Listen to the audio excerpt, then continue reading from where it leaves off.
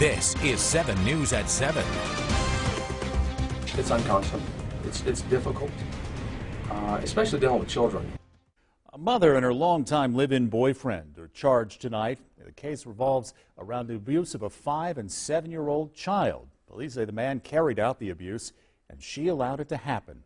Good evening, everyone. According to police warrants, the two children were subjected to that abuse for more than a year. The children, now with other family members, removed from the care of Robert Saldaga and Sabrina Emmerich.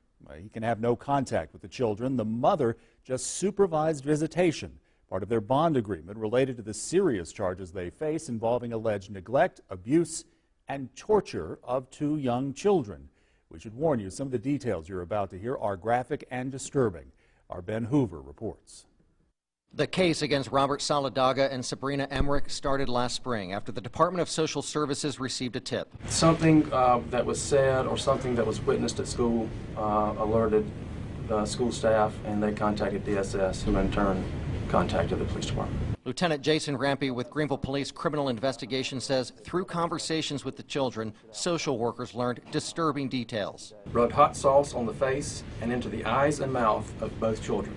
He shot one of the children in the foot with a BB gun, and he would hit, smack, and kick one of the children on different parts of his body. Both Saldaga and Emmerich were charged with cruelty to children, and the children remained with their mother. Police say their efforts to further conduct a forensic interview with the 2 boys, ages 5 and 7, hit a snag. This interview was delayed for some time due to the lack of cooperation from the mother. Lieutenant Rampy says it wasn't until DSS placed the children with family members when investigators finally were able to talk with the children and learned of even more. Robert Saldaga is also alleged to have rubbed a hot pepper on the genitals of one of the children, and he is also alleged to have smothered one of the children with a pillow, holding it over his face until the child could not breathe. Each of these abuses were forms of discipline for misbehaving at school or wetting the couch while sleeping. At this point, both were charged with unlawful neglect of a child. In addition, Saldaga was charged with assault and battery of a high and aggravated nature. Police say the abuse happened at their apartment on Pelham Road.